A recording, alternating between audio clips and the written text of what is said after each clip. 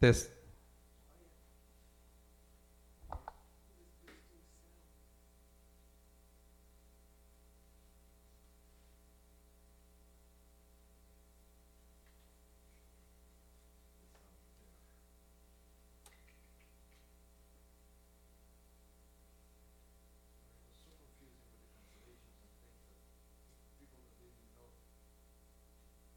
What's going to happen with Pirkei Avot? Hopefully we'll go back to the reading.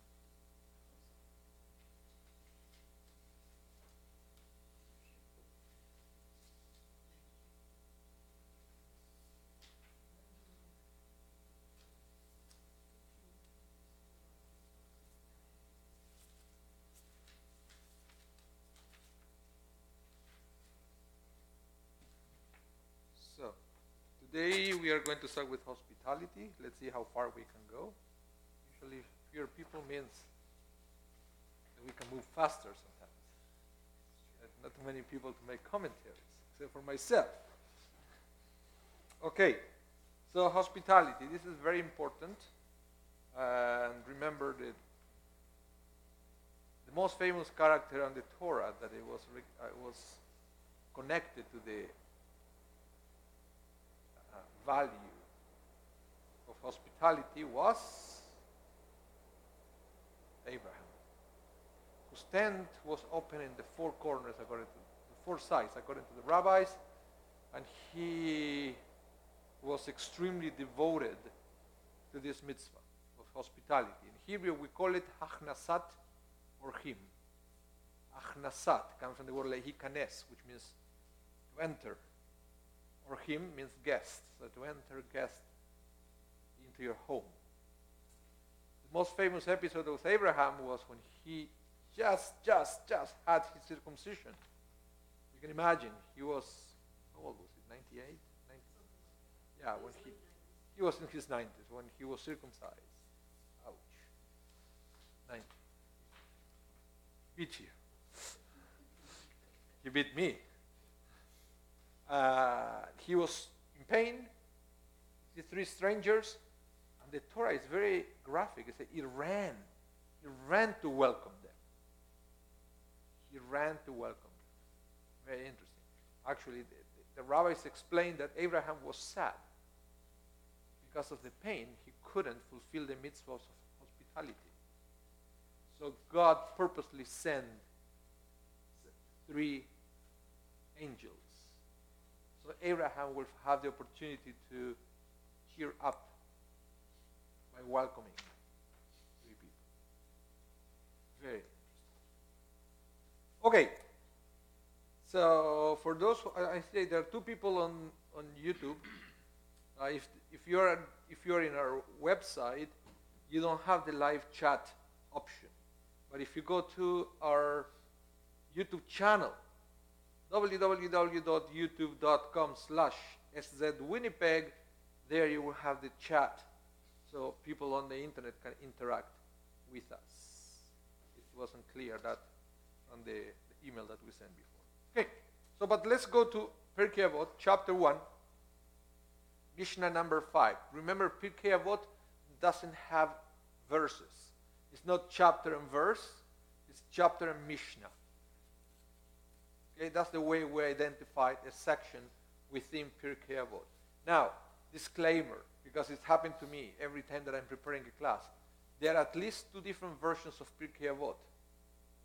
Different editions will split the Mishnayot differently. So sometimes there will be two together, and in another version they will be split. It's two different. So it's a pain in the neck when you study Pirkei Avot 1:16, and then you go to the other book and you open, whoa, where is it? Maybe in the other one is 1:18. They are out of sync. So if I have a collection of book of Pirkei Avot, and I have to be very careful on one to the other because the number sometimes is different. And then you go to the Chabad website, and of course it's different because everything is different there. Okay, 1:5. I will read this one. Yosef ben Yochanan, man of Jerusalem, says, "May your home be open wide. May the poor be members of your household, and do not increase conversation with the woman. We'll talk about it. They so stated with his wife, all the more so with the wife of his friend. From this, the sages said, any time that a man increases conversation with a woman, he causes evil to himself and neglects the words of Torah.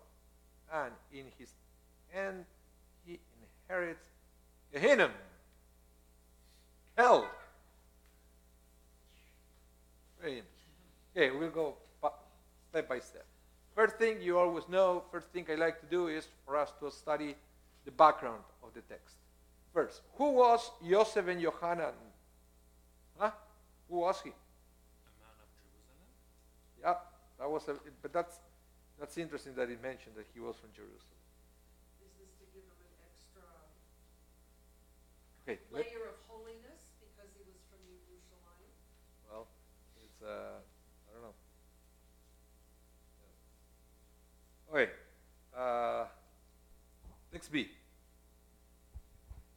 Yosef and Yohanan was Nasri, president of the Sanhedrin in the 2nd century BCE. He was a native of Jerusalem. He and Yosef ben Yoezer were the successors and disciples of Antigonus of Socho, and the two together formed the first of series of Zugot and transmitted the oral law. Remember, we talked about the Zugot. They came before the times of the Mishnah. So these are the two who actually started the tradition of having pairs. One was always the president of the Sanhedrin, and the other one was the head of the Beit Din. They were always alternating like that. Okay, so let's start studying about the commentaries on this Mishnah. Let's see. Let's start here. Shelley, if you want to read for us, I will pass you the microphone. May your home be open wide for the needy who are worthy, that their deeds might be met without them having to ask, in order that they not feel embarrassment. And may the poor be members of your household. For example, employ them so that they might earn their livelihood honestly. And that's Rabbi Obadiah ben Yaakov Seforno. Okay, also note, they call it Seforno. That's the way we usually know him. So what is he saying? That you must always be hospitable, that you shouldn't turn anyone away, regardless There are many. of who they are or how much money they do or do not have. But it's interesting. This guy is the way he understands. May the poor be members of your household. Employ them, or something like that. It's to make them feel worthy and not to denigrate their poverty, but to make them feel that they're equal to everybody in your house. Yes? Yeah. No? Maybe? Yeah. But you can tell that. I don't know. The first time I read this, I knew right away that there would be different interpretations of what may the poor be members of your household. This one is almost like put them to work, like this. Put to work some other members. Bring them into the house, don't leave them outside, but you can put them to work and then they can maybe become a servant, but not a slave. Yeah. Okay, so let's read now another Obadiah. This is Obadiah ben Abraham Bertenura. Okay. Let's pass it to somebody else. Who wants to read now? Another reader. Mel, you want to read? Oh, you don't have a sheet. Sorry, my bad. I have plenty. We are studying about hospitality. Who wants to read? Anyone here? Text D. This is Rabbi Bartenura. The Mishnah is urging us to open all four doors of our home to guests, just as Abraham did. This interpretation is supported by the name which the Torah refers to the city of Chevron. It's called Hebron. Hebron? It exists to the day. Hebron is where the patriarchs are buried. Yep. Kiryat Arba.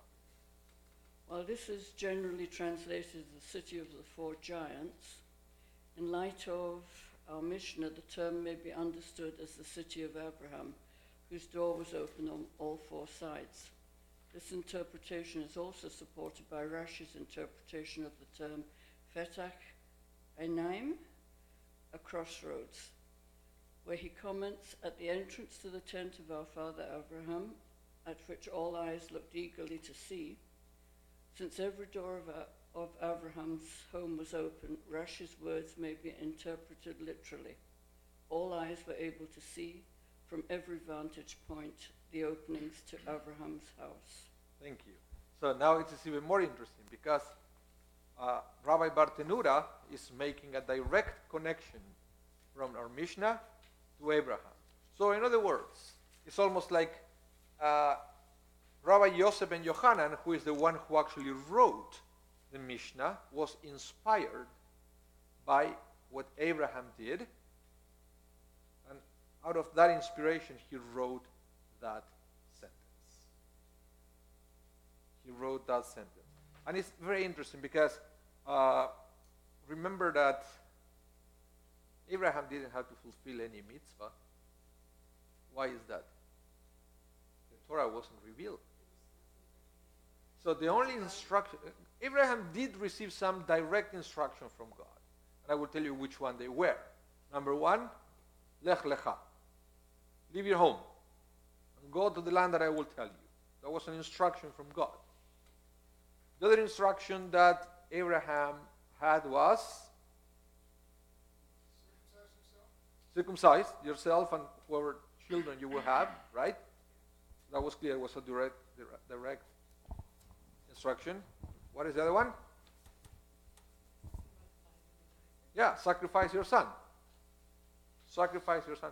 Other than that, well, he did have another one, like when God said to Abraham, I am God, walk in front of me. Which is also very interesting. Yes. Microphone.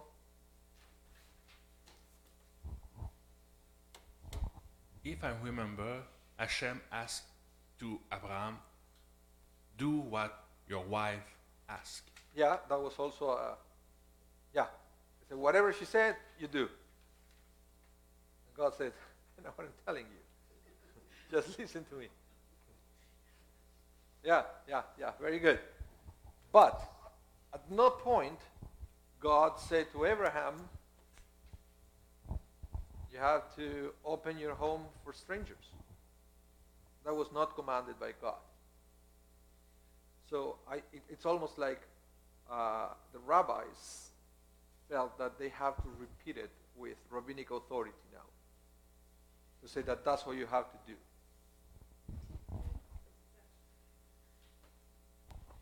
Do you think that Hashem did not command Abraham to be open and hospitable because he knew the character of the man and he knew that that would be his natural inclination anyway? And then after that he said, this is the example that you must follow? Well, it's interesting that you mentioned, because as a principle, God never commands something that is natural for us. Sorry, that's not. Sorry? God never commands anything that's not. I didn't hear the word you said. Okay, God never commands us something that is natural for us. For example, God would never command you, don't forget to breathe. It's unnecessary. It's natural. You're going to do it anyway. Right? Like, it doesn't say, love your children. It does say, honor your parents. Because sometimes it's not so natural.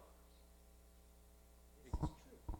So God commands things that it's not that they're not obvious to us, but unless somebody tells us to do it, we will try to find ways not to do it. True. For Abraham, in this case, but it was natural to him. It was natural. And it's almost at the same time, because there is no other commandment in the Bible for Achnasat Orchim, to receive people. There is no commandment about that. But nevertheless, we can understand that it was something that it was very common very common In the desert? in those days. Yes. Because even to the day, It's still even to the day, practiced. in the Middle East, it's like a value that is nobody has to tell them that they have to open their home to everybody. They will open to you. They might stab you after, but But the door's open. the door is open. You might not get out the back door, but you can always get in the front door. Yes. So that's the thing. That's the thing. So the rabbis, I guess, they feel the need to repeat it with some kind of authority by letting us know that it is God's will. It is God's will that we should open our homes to everybody. Even though Pirkei Avot is not necessarily a book of halacha, it's not a book of Jewish law, but the fact that it's a rabbi telling you should do that, there is a certain level of authority. Good. Even to this day, Achnasat Orchim is at a level of act of kindness. Unfortunately, act of kindness is something that is not directly commanded. Something that you do it out of the goodness of your heart. For example, tzedakah is not an act of kindness. Tzedakah is not an act of kindness. It's not an act of chesed. Tzedakah is an act of law. You do it because you have to do it. Simple as that. It's an act of law, but it's not a commandment. There's a fine difference. It is a commandment. Tzedakah is a commandment. Yes. Well, I guess It's when law. I'm thinking of commandment, I'm thinking of the Ten Commandments. as But no, opposed to- commandment. It's a as mitzvah. opposed to law. Tzedakah Yes. is a mitzvah. But Achnasat Orchim is basically an act of chesed. Act of kindness that you do for others, even though you could get away with not doing it. And that's why it's part of Pirkei Avot and not part of the other part of Tanakh or the Talmud. But the assumption is that those human values are inherent, and you don't have to be commanded to express them, like hospitality, for example. Yeah. So, I was wondering, at that time, what would happen to the poor if people like Abraham wouldn't take them into his tent? in the desert, I don't even want to think about it. Yeah. So I guess that's why it was so common in that culture to be welcome to everybody and to offer at least. Because you see, Abraham promised water and bread. Then he gave them a feast, which is a value by itself. You promise a little, and you deliver a lot, and not the opposite. So it's like God loves the cheerful giver. Yeah, but it's interesting because Abraham said, come to my house, I will give you a little bit of bread, I will give you a little bit of water. And then once they entered to the tent, they found a feast with meat, with butter. Wait, meat and butter, it's not kosher, right? Nevertheless, that's what he served, because the Torah was not revealed yet. Did he wash their feet too? Yes. It was common to wash the feet. Okay, so let's keep reading. Eddie, yeah. E. Page 2. E for Eddie. By emphasizing the need for an open door, the Mishnah may be subtly reminding us that a guest is entitled to leave at will, make a graceful departure, in the same manner as he enters, have an open door, allowing a guest to arrive and leave when he desires. Do not pressure him to remain. Rabbi Israel Yitzchak Kalish of Burka. Thank you.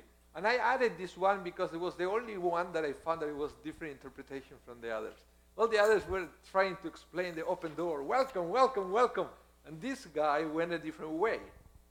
It's explaining the open door as a way that the guest might leave whenever he wants to leave. Yeah. No, but it's not obvious.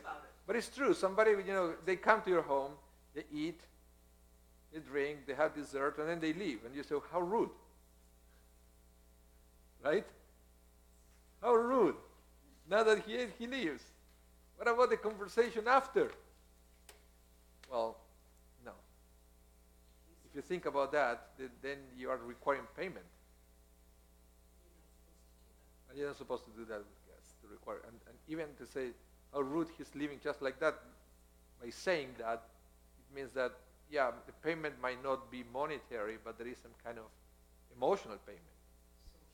Social. That means at least I want the guest to make me feel good. But this is a wanderer. Yeah, but nevertheless, well, you don't know who entered to your house.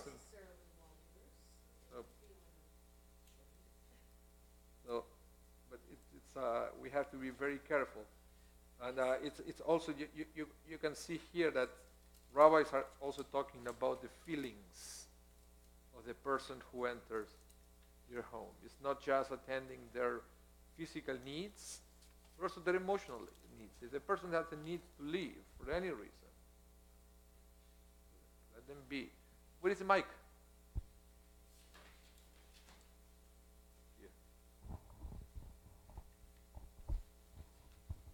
But beyond this, isn't there a Mishnah, it seems to me, that says that you do something basically out of kindness and out of the goodness of your heart, not because you expect a reward or something reciprocal? Yeah, well, but that's the highest level of kindness. That's what when we go to a funeral, we call the act of attending a funeral, of participating in a burial, an act of chesed Yes. shel emet, Yes. which, by the way, is the name of the funeral home, chesed shel emes. Why do you think chesed shel emes is called chesed shel emes? Precisely for that reason. It's precisely for that reason, because when you attend the needs of the dead, is the only time that you are doing something for somebody who cannot thank you. And that is the only time that you can truly say that is a chesed shel emet. Emet means truth. Chesed means kindness. Shel means of. Kindness of truth, or true kindness, in other words. It's very difficult to do a chesed shel emet with somebody that is alive, because there is always some kind of retribution. On the topic of chesed and the chesed shel emes, the chesed here in Winnipeg is very unique in North America. It's one of the very few that is owned by the community and is a not-for-profit organization. Okay, I didn't know that. I kind of makes sense, but yeah. Whereas in most cities, they're privately owned. Not in Argentina, and it's a very large Jewish I'm talking community. North America. And it belongs, in Argentina, it belongs to the Federation. Yeah. No. In Winnipeg, it belongs to the community. I want to make it the Federation belongs to the community, right? Well, this came long before the Federation discovered Winnipeg. So it's like in Argentina, it's called the AMIA. Remember the bombing of Yes, the AMIA? But it's I do. the AMIA is the Federation. So, and the AMIA oversees the funeral home. There are other private ones that when you have such a large Jewish community, there are people that they decide to have a Jewish, you can go private. It's like going to the doctor, right? When you have this, like in Alberta, that you have the public hospital, but if you want to pay extra, you can go to a private hospital, not to the public. In Argentina, it's the same. You can go to the general Jewish funeral home that is run by the AMIA, the Federation, or you can go to others that they still do the same thing involving Jews and everything, but you pay extra. I don't know, you like better the location, or maybe they got you at the hospital when somebody died and they convinced you to go there. It happens all the time. Here in Winnipeg, it's quite different. Yeah. I can speak to that, as you know. It is. So, let's keep reading a little bit. Text F. Another reader. Frank. F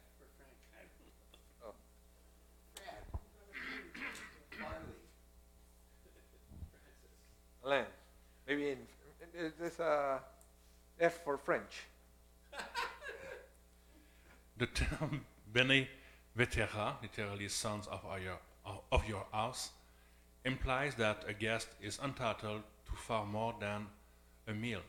In fact, he becomes an integral part of the family. And the guest should be shown his bed, his lodging, before being asked to partake of the meal. Thus, secure with the knowledge that he may stay for the night, he will heartily enjoy the meal. Yeah. Otherwise, he wouldn't drink because he has to drive after. But you laugh, but sometimes I find myself doing the same with some of the guests that come in my house. I say, don't worry, I have a room in the basement. If you want to drink, you want to leave in the morning. Just do that. No, but in those days, it was very common to do that. To just say, you can stay overnight. That's an extension of hospitality. Yeah, because otherwise, in those days, people would have to leave right away because it was very dangerous to go outside at night. This is what is it? Poland, 1700s, late 1700s, beginning of the 1800s. It was not safe, so it was very common to stay to ask people to stay overnight. I was reading stories of all these rabbis that are writing and how they were true examples of hospitality. They was amazing. There were records of these rabbis actually sleeping in the floor so somebody else would sleep on their bed. They went to those extents. Quite unbelievable, the extents they went for hospitality. It's specifically for Shabbat, for example. Which in those days, because you can drive, you can take a cart, or a horse or whatever. So they would invite people and they would insist that they should stay overnight for Shabbat. But I don't know if you've ever been in a more traditional synagogue. You show up for Shabbat, you will be always asking somebody, do you have where to go tonight? Right? And that's one of the reasons, if you come for, who comes on Friday night here? When Rabbi Anibal leads the service. What is at the end of the service? What do they do with a cup of wine? Kiddush. Why do you do the Kiddush on the service?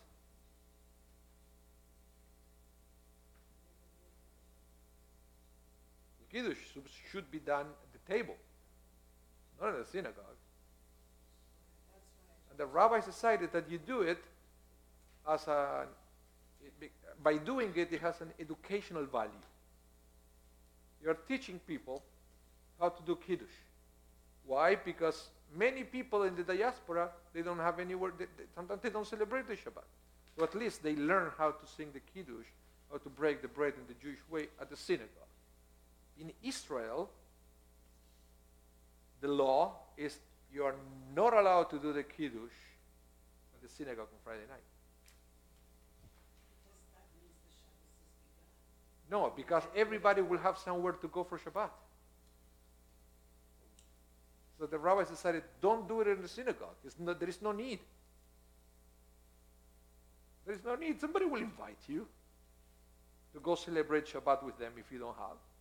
So there is no need for the Kiddush in the synagogue. So that's one of the differences between halakha in Israel and halakha outside Israel. In Israel, the tradition is not to have the Kiddush on the Beit Knesset and the synagogue on Friday night. Yes. Oh, microphone.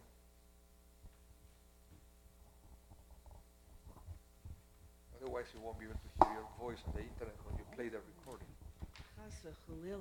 So, by the way, all the classes are recorded. They are on YouTube in our website, on our site. So, if you want to replay one of the classes, you can go there and you can see it. So my question is one of halakha for Friday night. If you have Kiddush here, Yes. then for you Shabbos has already begun, so you don't do Kiddush at home. No, you do it again. You can do it again? You have to do it again. The Kiddush in the synagogue has no halakhic value. Aha. The only reason why you do it here is for educational purposes. I have been misinformed, Sorry. which is why You I've didn't been. ask the rough rabbi. You're right right, I rabbi. did not ask the right rabbi. Because I was told if I do it here, then Shabbos has already begun for me. So I've been not taking the wine and waiting till I get home. No. You can For have it here. Shabbos to begin. It has an educational value. Thank you. I feel better already. You can have scotch. Okay, so let's move on. Text G. Sorry?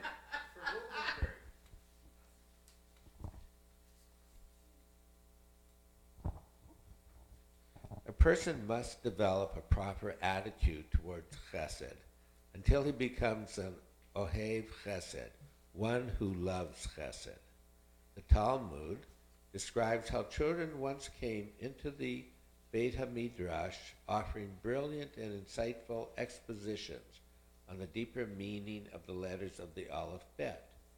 They explained the shapes of the Gimel and the Dalet by pointing to the importance of the Gomel Dalim. Gomel Dalim, aiding the needy. You see that? You see the words Gomel Dalim? The Gimel first and letters, one is Gimel, the other one is Dalet. Gomel Dalim, aiding the needy. Yeah, so you can see it. I went to great extents to blend Hebrew and English in one sentence. Yes. So I hope you can enjoy that. The reason the leg of the Gimel is stretched out towards the Dalet, said the children, is to signify how the very nature of a Gomel Dalim is to pursue opportunities to perform acts of kindness for the needy. Okay? It's a nice midrash with the shape of the letters. There are many of those that sometimes people do midrashim with the shapes of the Hebrew letters. Sometimes it's with the numerical value of the Hebrew letters.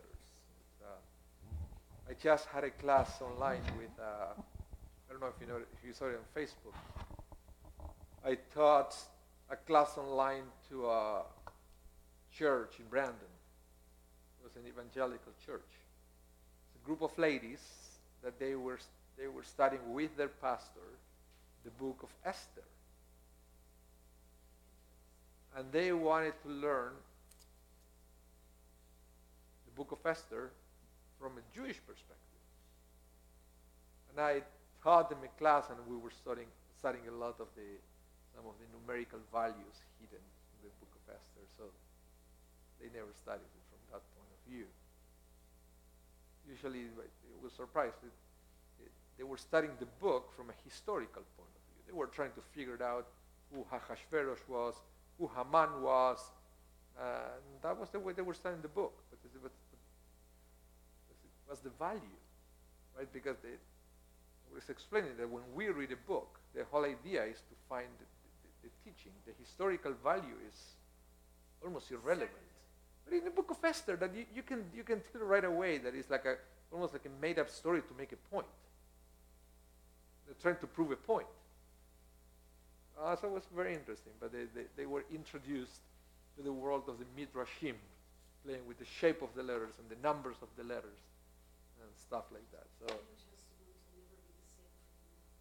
yeah, but you can see in this Midrash that something that for many people is so, whoa, it's so interesting. Never heard such thing. The kids were doing it. You see that the kid, it was like, it's very natural to play with those kind of midrashim. They were creating midrashim from that young age. I think that's amazing. Okay, text H. With H.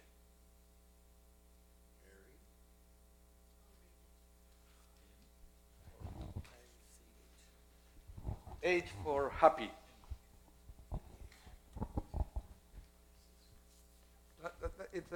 Is it green? Green light is a go. Yeah, the Magid of Dubno. Okay, what is a Magid? Almost. No. Sorry? Storyteller. You will be usually they will go from town to town. telling tales and then explaining a morale coming from the tale. And that was the Maggid. And there was this famous, there's a joke about a Maggid. There's a Maggid that knew only one tale. But he used to tell it, he was great at it.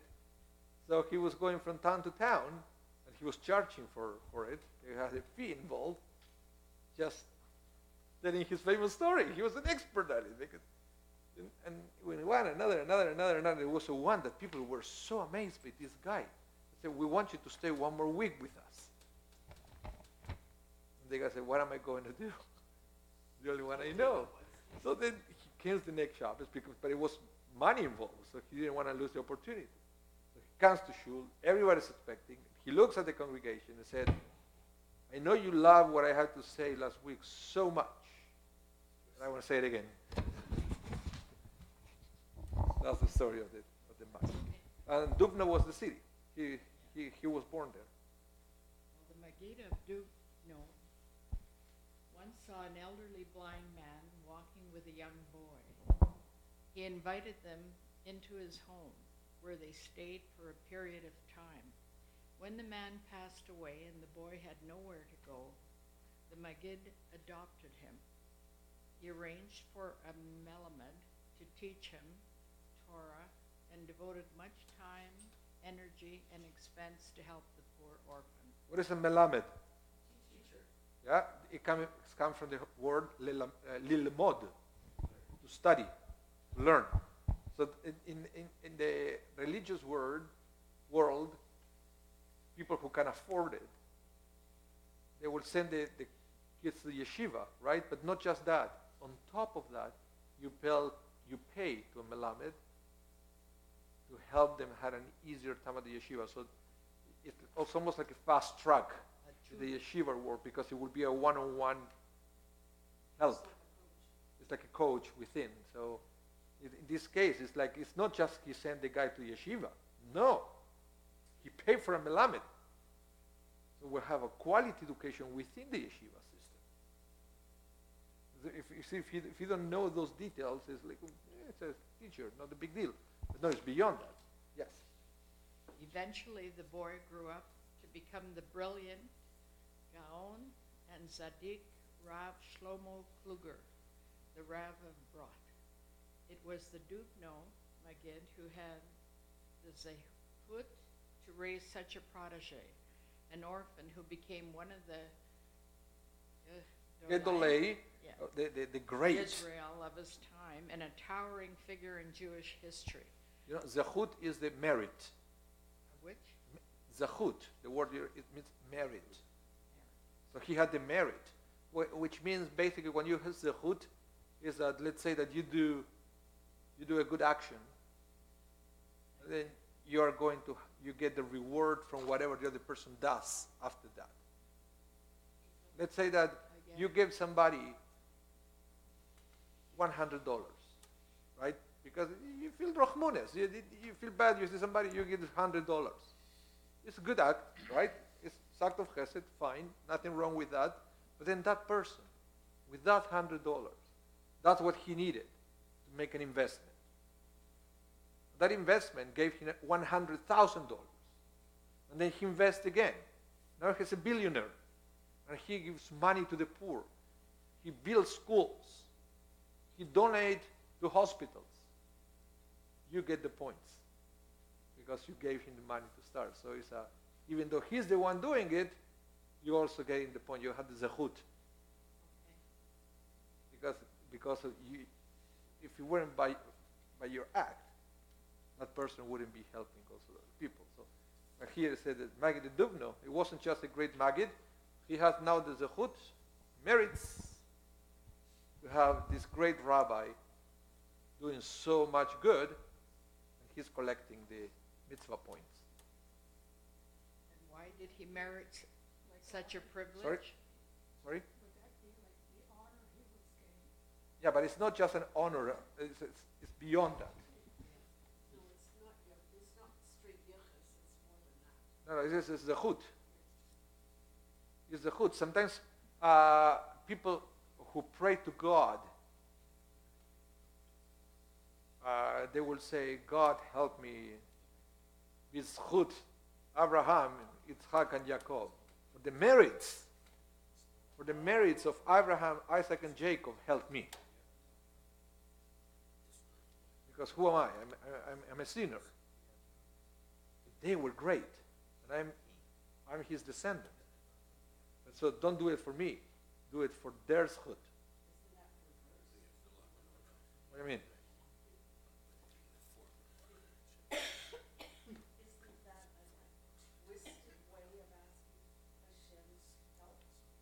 No, but that's the Jewish way. We do it at the Midah. Baruch atah Adonai Eloheinu v'Elohei Avoteinu. Why do you think we start that way? We are saying to God, do it for them, not for us. We are nothing. But you promise them that you are going to bless their children. I'm one of them. Is that all the time? Sorry. Let's keep reading. Why did he merit such a privilege? Why did he merit such a privilege? It was probably because he practiced hesed with all types of people, even those who were not easy to deal with. For this, he was rewarded with a great zahut. Who can know the far-reaching effects of being an, you say? Ohev chesed. Ohev is lehov, which means the one who loves chesed. Now, this is the theological implication of what you just read. Remember the story I told you about you giving money to somebody, that somebody invests the money, becomes a billionaire, now you get the points, right? Why was you giving him the money and not somebody else? Because there are many people giving money to the poor,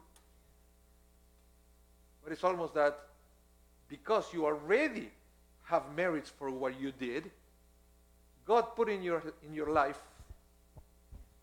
somebody that after you help somebody, that somebody became somebody important and was helping even more people. The fact that that person appeared in your life was sent by God as payment for all the good you did, because now you're enjoying all the rewards for his work. So no act of chesed is a random act. Yeah, it's almost like, say it again. By that logic, no act of chesed is a random act. No, but it's almost like that poor person that shows up in your life that you help. It was sent by God for you as an opportunity to help that person. Because you never know. That's right. So it's not necessarily preordained. Because if it's not you, somebody else will give you the money. Yes. But there's a chain of events. Butterfly effect.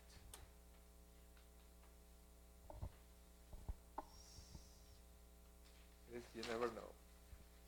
Okay, text I. Why don't you read? So if you want to read text I. May your home be open wide.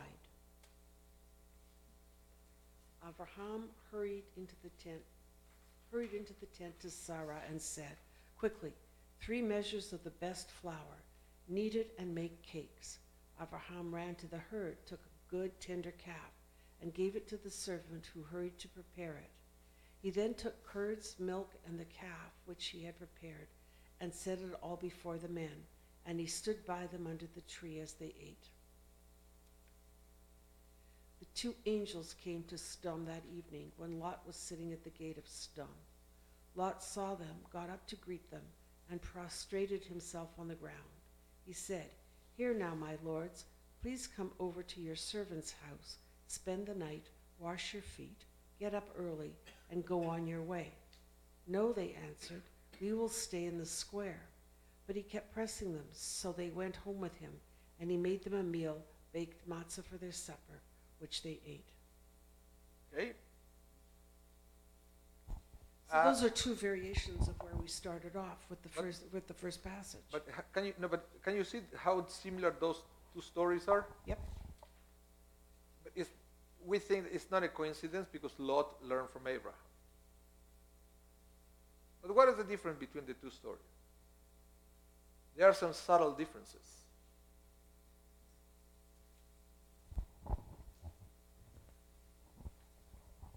Lane is eager to share his knowledge. Yes. Because I will repeat what you said. Abraham asked his wife to give him flour and servant to do So things. his household. So it's a household who welcome the guests. Lot do it everything himself. No help from his wife, his daughters. Yeah. So it's a difference. Did you hear it? Yes. It's a big difference. It's a big difference. Abraham was able to involve his entire family to welcome the guests. Lot, unfortunately, was not. Lot was alone. You can read the story. Nobody helped him to the point that he has to make matzah. He was probably a terrible cook. Matzah just... How bad could you be if you can't? But to the point that he didn't even have anything, nothing. So he put just quickly water, flour, bake it, eat it. But there's more to that. Abraham's household had some material comfort. So he had an animal that could be killed. He had family and servants that could help in the preparation. Lot doesn't seem to have had anybody to Isn't help funny? him with the preparation. Lot didn't have a lot. I didn't want to say that, but you're absolutely right. That was a terrible lot. He had some virgin daughters. Yeah. Well, he thought they were. It's yeah, but I think the story doesn't matter. Again, don't try to take this as a fact. I think the story is trying to make a point here. But that is part of The point is, look, but Lot was living in Manhattan,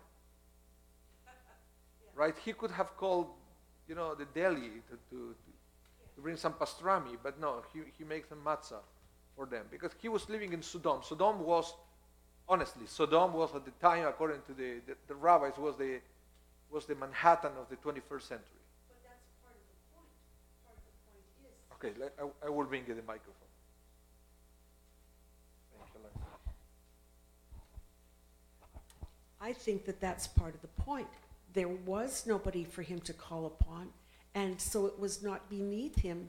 He did this all himself to extend the hospitality. Yeah, because but to me it's sad. But, Well, it is. But what the rabbis explain is the sad part is like he was not able to convince anybody else from his family to do what he does. Okay. And you see, this is not uncommon because we see it in this generation as well. When we come on Saturday morning to Shabbat services, we have a fair amount of people, but you see, we are their children. That's right. We are their children. We see people that they are 50 or 60 plus. They're all here. But where are their children? They are Lot. This synagogue and most, I would say, conservative synagogues are full of Lots. I think you're sadly right. And you point out something very interesting, because we have a family service with children. And now that you mention it, I don't notice the children in the Kiddush after the service. But and our goal is to be like Abraham, not like Lot, when the whole family comes together. Okay? Unfortunately, it doesn't say what kind of different parenting system they had. Perhaps the key was that Abraham always insisted, let's do everything together. Maybe Lot Lot was relying on babysitters. I don't know. That's why one of them Or- lived to be or- 120 and the other one didn't. Or what do you say, this is for grown-ups, don't come. And Abraham said, no, Chesed is not for grown-ups, it's for the entire family. Everyone will do whatever they can do. And that's probably why Hashem chose him, because he recognized his internal goodness. Yeah. It's very interesting. Okay, so let's move on to the controversial part of the Mishnah. Do not increase conversation with the woman. Ouch. Who wants to read this one? Next, Jay. Juravsky.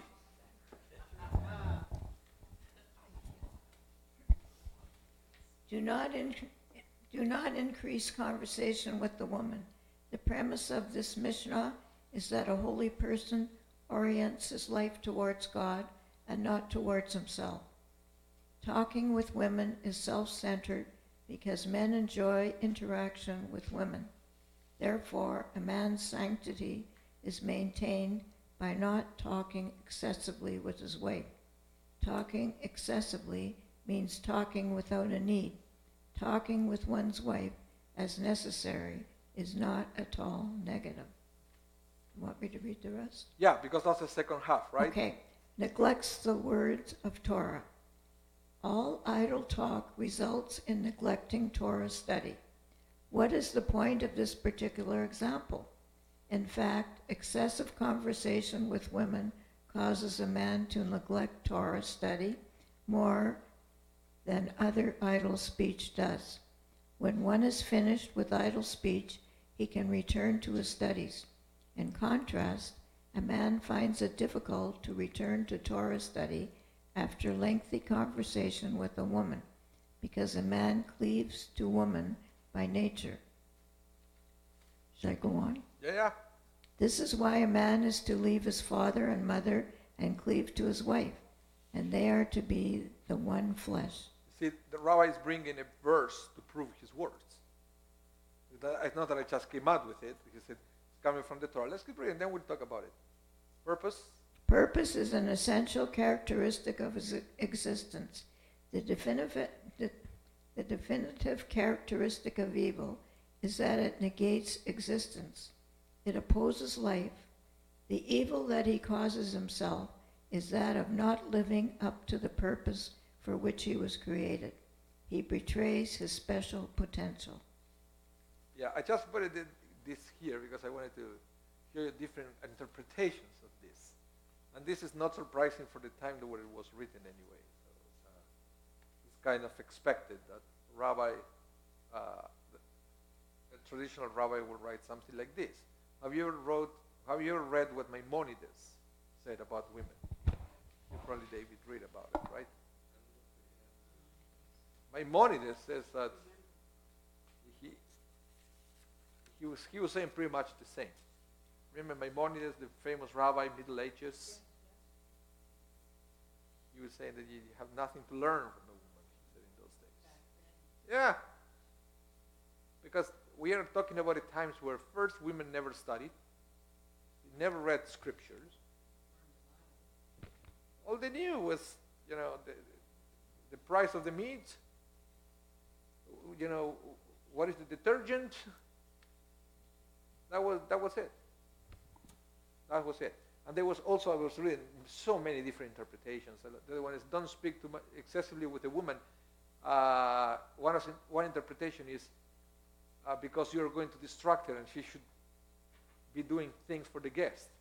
So if you talk too much with a woman, she will get distracted from what she's supposed to do in the house. Yeah, something like that. It was. Wasn't it Rashi who educated his daughters? Yes. Yeah, but you know what? It's very interesting because in many traditional families it happens the same. I was just going through a similar situation with my daughter. She lives in Chile. She's marrying an Orthodox man and has some clash with the family, with his family. He's coming from a very Orthodox family.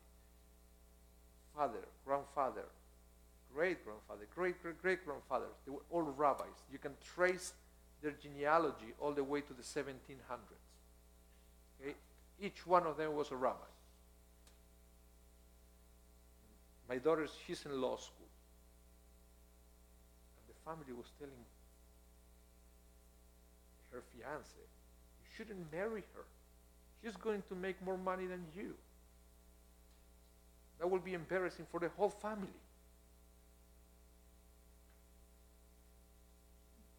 Then you're not surprised by stuff like this. It's cultural. It's cultural. So and in any Hasidic or Chabad family group. That's exactly. If you look, you don't have to look far. You can look in this city to any Chabad, any Lubavitch, any Hasidic group in Canada, in the United States. That's exactly how they interact with women or not. yeah. Yeah.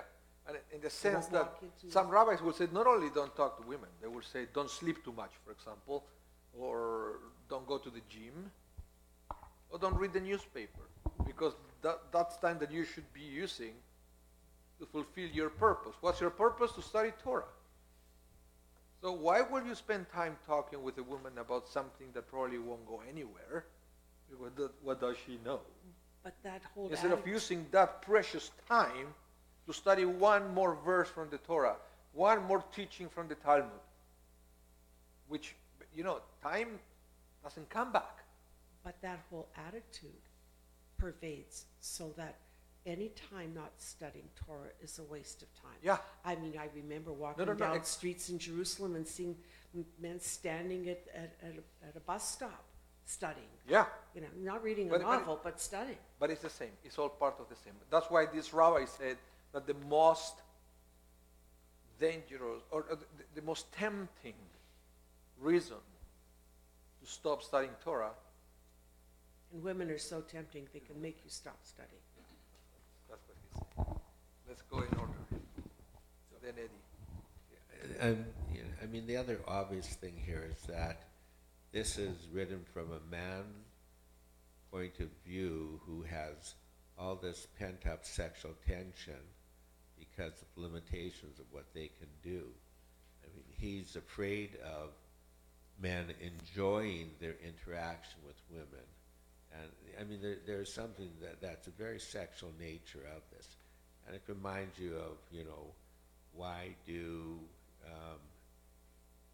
Orthodox Jews have women separated from men where they can't see them during the service? But women can see men. Women can see men. Yeah. But if men look at women, you know what they want to do. Yeah, but this is the thing. I asked once a rabbi and said, so if men look at women, they will get distracted, right? I said, yeah. I said, but if women look at men, won't they get distracted? No, because this. No, these- but the answer is, Oh. who cares? Yeah, Distracted from what? yeah. They don't have to study, so they can be distracted. Right. That's what the answer. They will say they can iron and be distracted at the same time. But if you're distracted, you cannot study Talmud. You know how difficult it is? You need to be 100% focused on that. Yes, hold on, Eddie was first. Wasn't there a woman scholar by the name of Beruria in Mishnaic or Talmudic times? Yeah, the wife of a famous rabbi.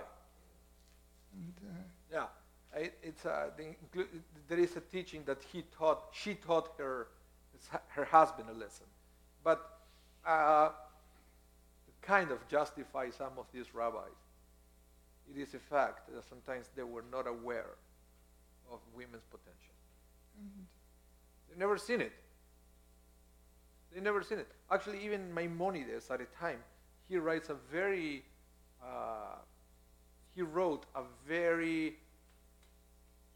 racist comment against black people, comparing them with beasts.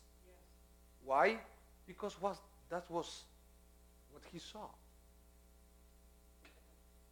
Unfortunately, many of the statements that they made is based on observation.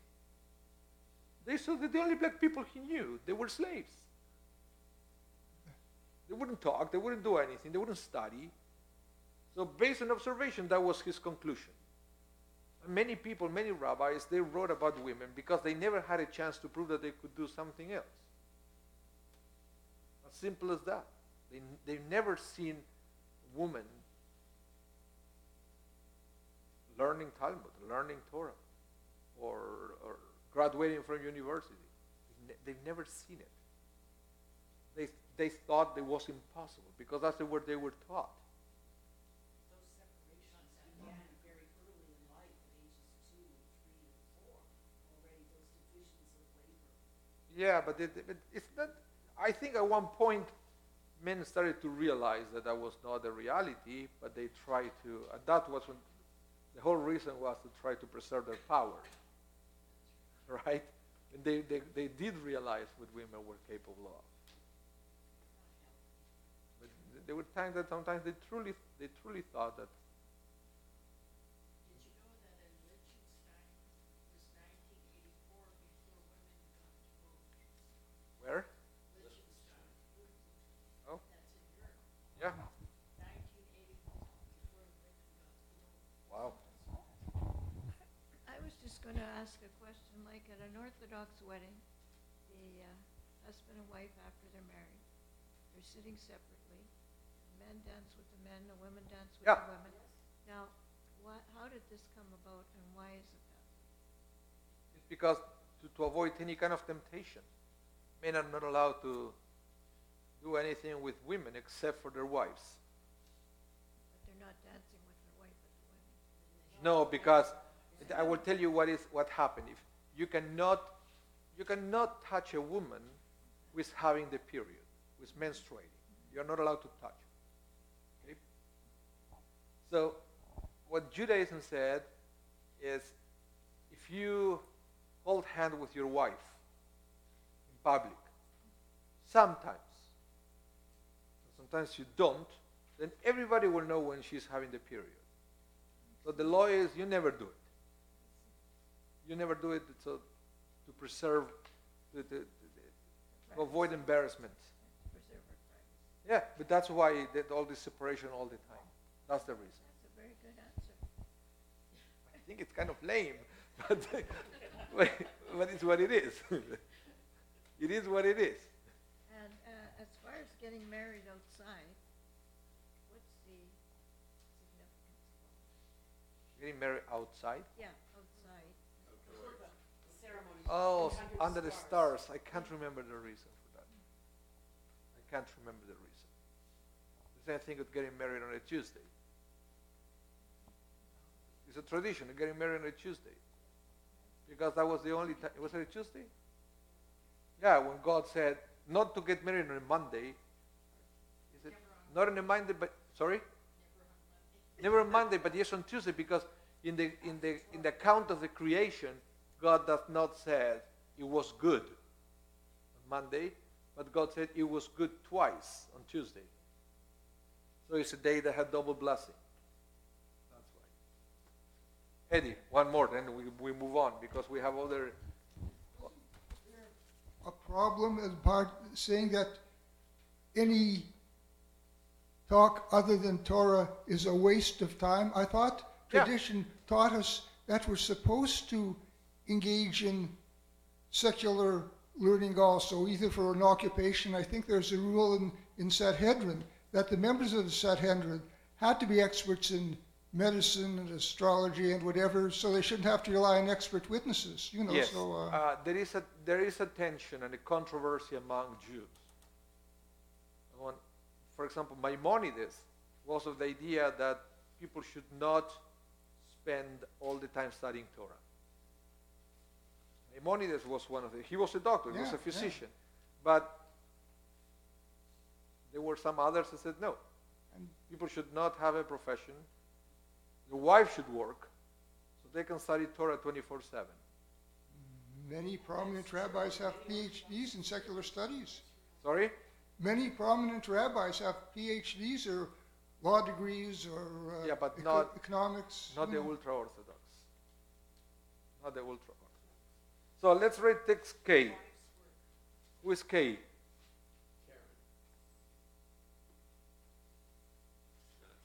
Kosher. No?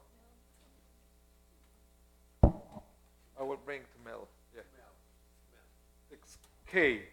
Now the Chazanish.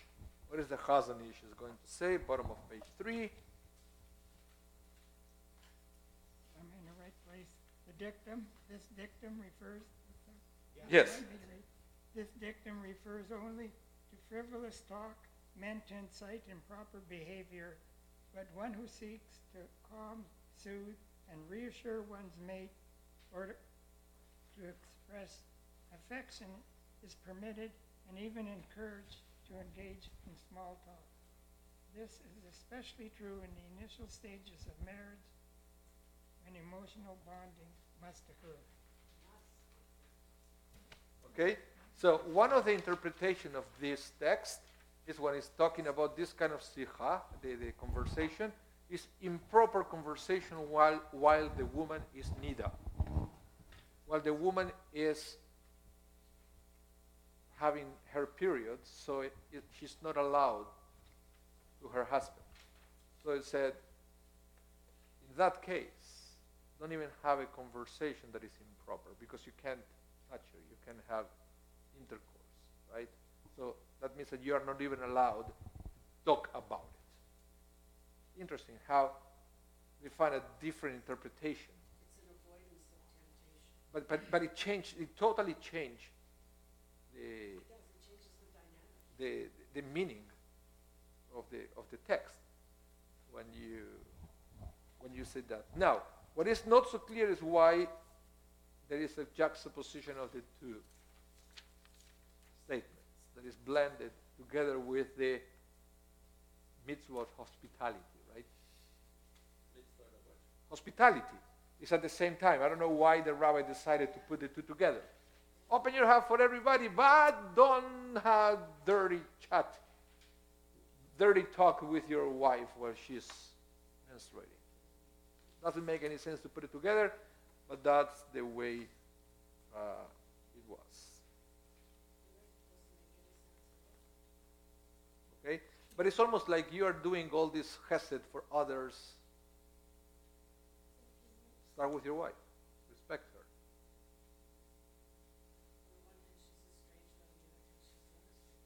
Yeah, but it's not, it's not like you do all this chesed for strangers and you're not doing for your wife. You're not having, because this kind of tarvesi, who knows, maybe the idea of the rabbi was mistreat verbally your wife. Don't do it. Remember, we are working with translations. But the fact that they are together might imply that it's something like that. That is the same chesed you're doing for others, do it to your wife. Or in these days where we are living days of equality, your spouse. Respect in the way you say things. The way you say things, or what you say. Because when we invite guests, we are very nice to them. We say only nice things. Have you noticed that? Yes, usually. Right? But then, Does that include brothers-in-law? depends. It better if you know what's good for you.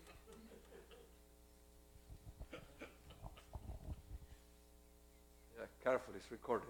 But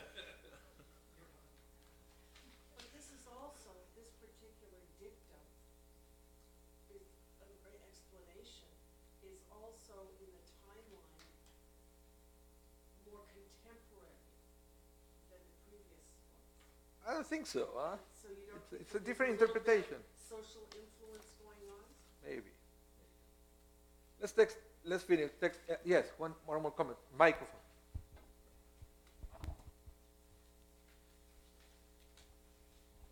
This is just a comment, and I'd like to go back to the first part about Abraham having the four corners of the tent open so you could come and you could go, and people that were the guests became part of whatever was going on in the house, and you shared with everything. Well, that's the way I was brought up. And I remember many times people would come to our home, and my mother or father, like whatever beds, and I mean, they just joined in the family, whatever was going on. Often these people were coming from the country, had doctor's appointments or things. But I remember many times I had to sleep in the bathtub because my bed was given, you know, to a friend of a friend of a friend or something like that. But what I, as an adult now, I'm so grateful because it wasn't anything special. It was the way to be in the world. And that's what I get from Abraham here. Yeah. Now, the other interpretation of this, don't talk too much to your wife, in the sense, now, you can keep it so you can read the last thing. What I take is, don't talk too much to your spouse, right? And neglect your guests. Because sometimes it happens. You start talking about the week with your spouse, and the guests are out of the conversation. They can't participate. They don't know you. They don't care what you did. That's not the time. The time to serve the guests. So that could also be another thing. But I truly believe, my reading from my particular reading is the probably is talking about improper verbal mistreating of your spouse. That's what basically said. That's why the Mishnah said, you are neglecting the words of Torah. That's not what you learn. If you do all this chesed for the strangers, but you treat your wife like, you almost swore. If you treat her poorly, yeah, it's if you treat it poorly, you are contradicting the words of Torah. That's not what you learn. Okay, one more text. Excel. Page 4. Last text. A man who truly respects his wife will have more to offer her than idle chatter for her amusement. He will want to discuss with her the serious concerns of life and will derive enjoyment from the resulting exchange of views and counsel. Rabbi Samson Raphael Esch. Yeah. Basically what it says is, don't talk to your wife about it. Don't treat her like a child. You can talk to her things, about important things. Not just, what do you know? But it's a very enlightened view, and it really contradicts the previous one, even though in terms of timeline. Oh, of course. The Rabbi Hirsch was the father of the modern Orthodoxy. That's why he said that, in the sense that from the first rabbi, he would say, what do they know about women, right? And what Hirsch says is all the opposite. Because they know, don't talk about stupid things with her. They deserve better. And it really contradicts Yeah. the previous one. Well, but that's the whole idea. That's why it put both. You can have an idea. We're still talking about that today. Women's Of course. rights are human rights. Of course. Of course. But if you go to South America, they still believe that, soap operas is for women. They can't watch something deeper than that. That's what they do. It's a cultural. And it will take a long time to change that mentality. Or but even today, when you see commercials of detergent, who's doing the dishes? The commercial. Or when they're having a commercial of a supermarket or whatever, who is pushing the cart? Always a woman. And doesn't matter how much activists will complain about that. They do it that way because that's the market.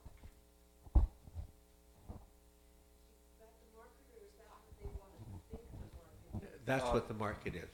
And that's why in the afternoons they have 4 women having this tea party and, whatever it's called. It's, the most popular show on TV. The View. The View, because that's what women watch. And so that is the market. So things haven't changed all that much. The real reason I wanted the microphone is to tell you that just over a month ago, I visited the tomb of the Maharal of Prague. Yeah. Did you go to see the golem? I saw the golem. Well, I saw the roof where supposedly it's buried. I saw that. And, there's a book by Shabbat called The Wonderful Adventures of something and something. It's about American comic books, and it's about the golem. It's a terrific book by Michael Chabon. He's the same guy that wrote the Yiddish Policeman Union. Yeah, but if you want to know more about the golem, you talk to Matthew Leibel. He wrote his final paper for rabbinic school about the golem. Oh. I wrote about the Karaite Jews. Well, and he wrote about the golem. That book, but the book really taught me a lot about the golem.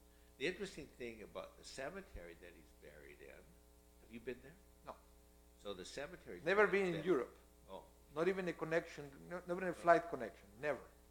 The cemetery that he's been is hundreds of years old, and it's a small cemetery, and there once was a big population.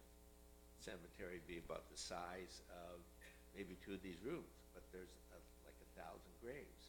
And what's happened is that as the one layer got filled, they lifted up the stones, put down earth, and they buried people in the next layer. And it got compacted with time. And it's still at level, but there's supposed to be 8 layers of bodies. Oh, wow. Well, which are disintegrated. Yeah. Prague is really interesting because there are only about 1,300 Jews in Prague. If you go on a tour of Prague, any tour of Prague, the Jewish area is a major part of any tour, not just Jewish tours. And who's supporting these? There's 5 synagogues you go to. The synagogues aren't, they're supported by, you pay when you go in as part of the tour, but they're supported by the government who spent millions of dollars to renovate them and bring them up to modern standards. And so it's very interesting. It's really fascinating. And like Gentiles go to, it's always part of the tour. Yeah, it's like Jews going to a cathedral. Yes. They go to Spain, they go to the cathedral, they want to see the cathedral, right? Yeah. Well, it's like going to the Vatican. Sorry? It's like Jews going to the Vatican. You have to talk to the Pope. There is a joke that I was telling to Rabbi Green. I was saying, have you ever met the new Pope? He asked Rabbi Green. I said, no, never. Oh, you're probably the only rabbi who never met that Pope. Because he made the effort to talk to rabbis everywhere.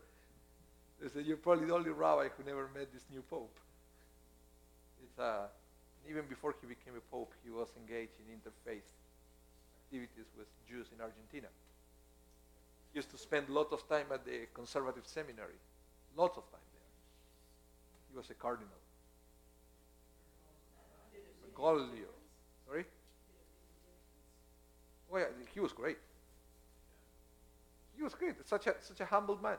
He used to take the bus at the subway, and he would talk to people all the time. I'm not talking about making a difference then. I'm talking about making a difference in his people presence. What do you mean? With that background of interfaith and the connection with the Jewish community and with the poor and so on and so forth, for which he was known, and which is a very positive aspect of him. And do you think it's made a difference in who he is today as the Pope? Yeah, well, he's a little bit more liberal than others. A little bit. You can't say Pope and liberal with the same breath. It's He said that he was given positions when he was in